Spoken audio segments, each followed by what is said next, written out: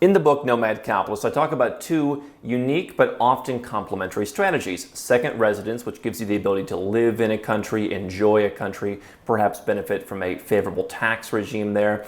And second, citizenship, the ability to have a second passport from a country, avail of their protections, have a place to go. Both of them give you more options, and a residence can sometimes lead to a citizenship. We've talked about things like paper residence, where you don't have to move to another country, at least full-time, to eventually become a citizen. And so there are all types of ways that these two things work together. But what I want to talk about today is a number of countries where second residence doesn't lead to second citizenship in many cases, even though people think it does.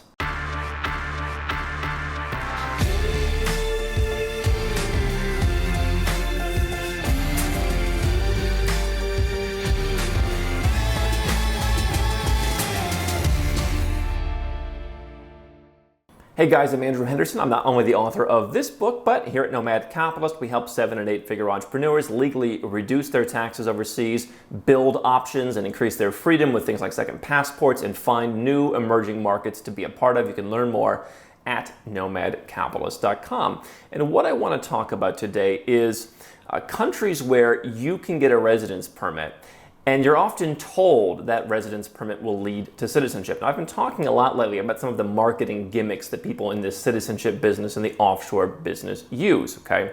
And so I'll give you an example of just one of the countries on the list. For a long time, Panama has had what's called its Friendly Nations Visa Program. And if you go around the Western-facing offshore world, to many of the conferences, many of the offshore newsletters, they will tell you, hey, go and put $5,000 in a bank in Panama, open up some little company, and you can use that to get this Friendly Nations Visa, which is an instant permanent residence program. And according to the law, after 5 years, you can become a citizen of Panama if you're a permanent resident for those 5 years. What that misses, however, is the actual on-the-ground experience of what is actually happening in Panama and countries like it. And you see a lot of people who are promoting programs. Now, no one gets it 100% correct. Sometimes countries just change on a dime. But the ones I want to talk about today are ones that have a really historic track record of having a problem in terms of granting citizenship to folks, okay? Now, what I'm not talking about here is programs where there's not a pathway to citizenship. So for example, Malaysia, you can get a residence permit to live in Malaysia. That's never really going to lead to citizenship, okay?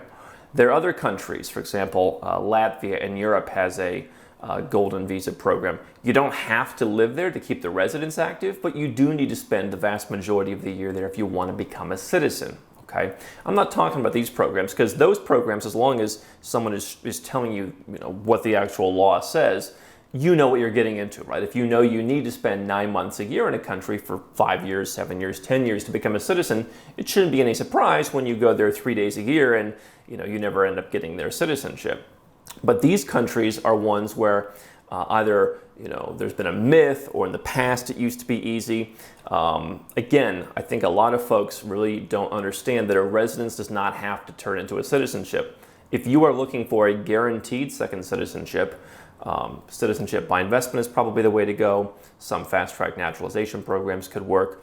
Or maybe you do a couple of these residence programs. I've had numerous people who've come to me and said, hey, let's do 2 or 3 of these things. One probably won't work. I'll get 1 or 2 second citizenships for a small investment. All right, so let's start in the east, work our way west. We'll start with number 1, Singapore, where about 7 years ago I met with some top attorneys and they said, listen, this year, right now, this is your last chance to easily get a residence permit, primarily as an entrepreneur through the EntrePass program. They were right. It's now very difficult to even get a residence permit in Singapore. If you're an entrepreneur, you've got to have a much better business plan than you used to. They're much more particular. If you can get a temporary residence permit, well, on the pathway to citizenship, one of the best citizenships in the world, Singaporean, is you have to be a permanent resident. I work with a number of people who are expats living in Singapore, and they've either been rejected for permanent residence, or they know everyone who's been rejected and they haven't even bothered to try. And so if you can't become a permanent resident, you're not going to become a citizen. And so this is a trick that countries sometimes use when they don't want people to become citizens. They will bury them in bureaucracy and say, hey, well, we're just following the rules. I mean, I've literally heard stories in some countries where, you didn't, it's literally dotting the I's or crossing the T's, and they're like, you have to take this back. Generally speaking, countries like Singapore are looking for younger people who are going to have kids, and especially countries with military service like Singapore, I think that's an issue. But another example is Montenegro. I've been a resident of Montenegro. You generally get temporary residence 1 year at a time for, I think it's 5 years. And then after 5 years, you can apply for permanent residence. Well, generally around the 4th year, they start making problems for people. And they'll generally just say, we can't renew it. Or they'll just stall you for so long and then your application gets canceled. And then you can come right back and apply for the temporary residence again, the 1 year at a time.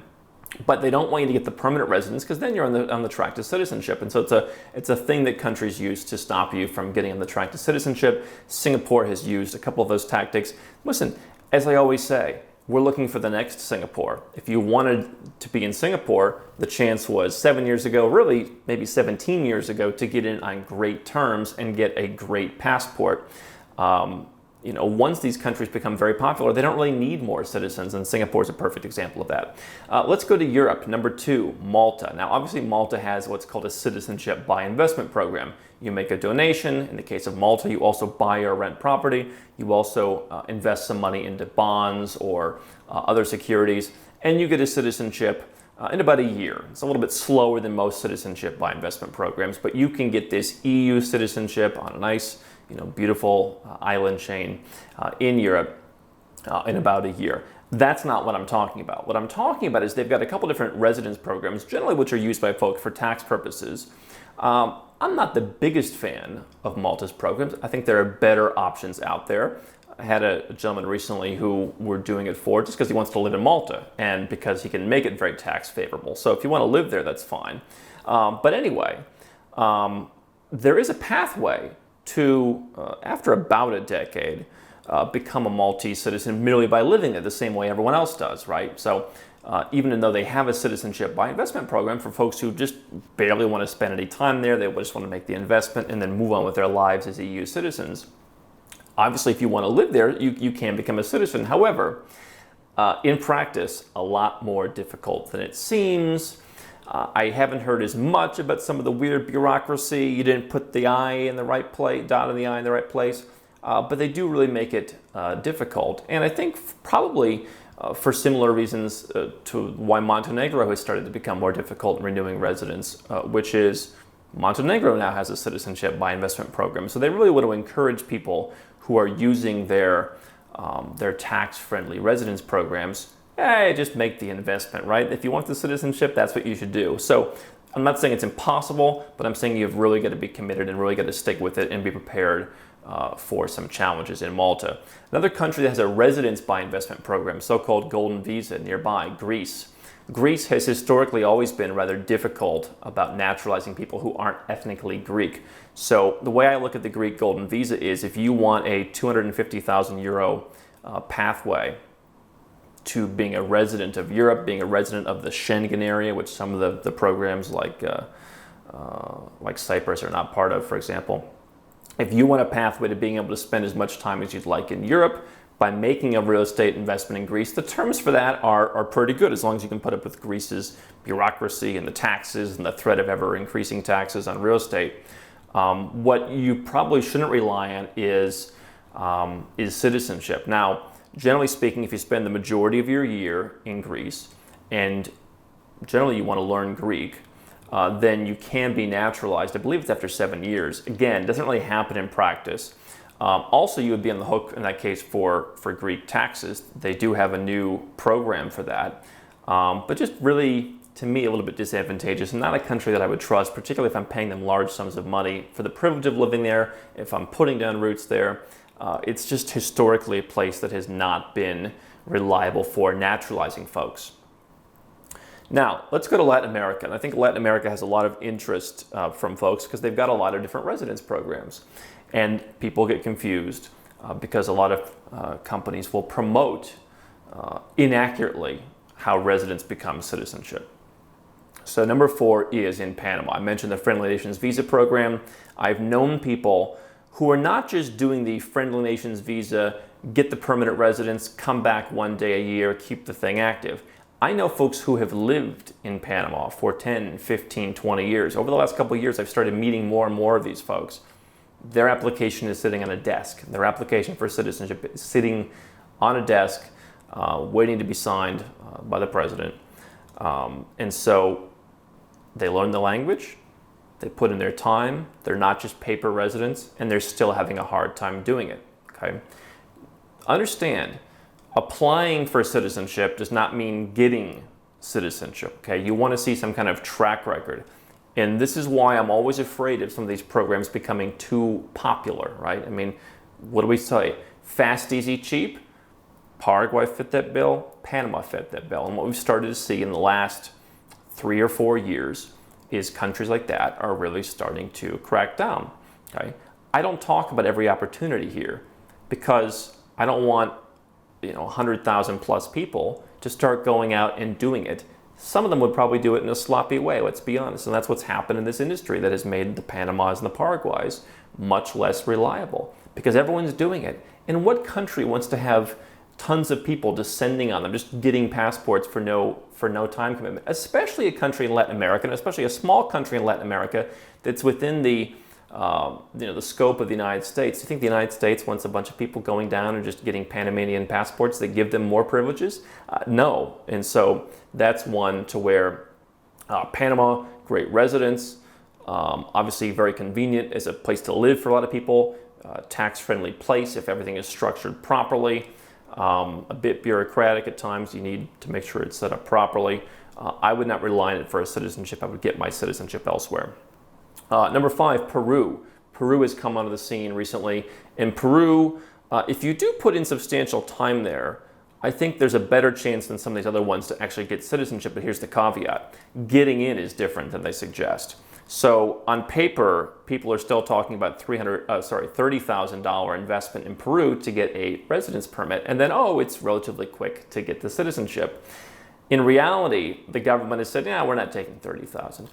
And for all practical purposes, it's closer to like $150,000 or sometimes even more. They generally want you to hire people if you're making a business investment. So it's not just a matter of putting some money in a bank. This is an example of where just because in some countries a law says something, hey, $30,000 you get residence, doesn't necessarily mean that you get residence. And we've seen it with a growing number of countries where, they just kind of fly under the radar. Some guy with a smirk at a desk just says, no thanks, here you go. And it's a lot easier to keep people out that way than by actually changing the law. And that's kind of what's happened in Peru. Number 6 is Uruguay. Uruguay, maybe if you really commit yourself to the country, maybe one of the easier ones on this list as well, but you've really got to be there. And so a couple years ago, I started talking about how people were being rejected for Uruguayan citizenship. What people from the West, especially from common law countries, don't often understand about some of these Latin American countries is bureaucrats often wield more discretion. In some Latin American countries, judges make the decision on citizenship. And in a civil law system, judges can just kind of do what they want. What's the mood of the day?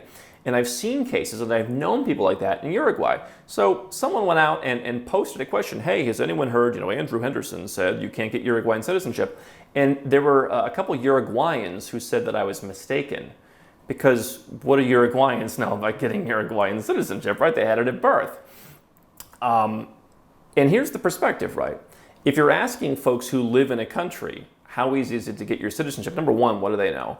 But number two, most people are looking at the perspective of, hey, you're leaving your country, the United States, you're moving to Uruguay, you're buying a home, you're joining the Chamber of Commerce, you're planting a garden, you're sending your kids to school, you're speaking, you're doing everything, right? That's the perspective that most people look through. And so, somebody got kind of upset with me and they're like, oh, what does this guy know what he's talking about?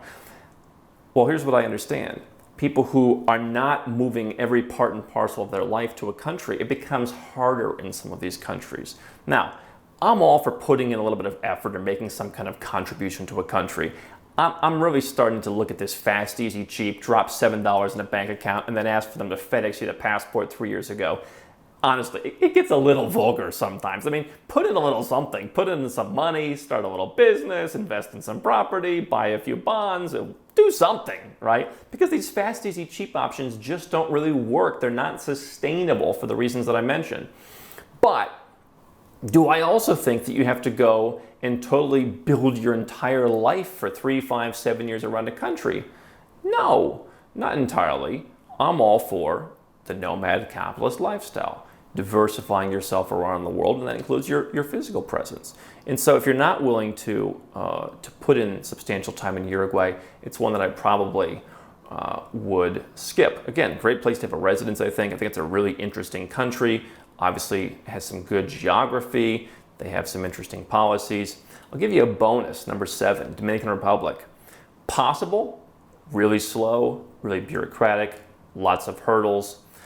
This is one that has been challenging for a lot of folks to figure out exactly how to maneuver everything in the Dominican Republic.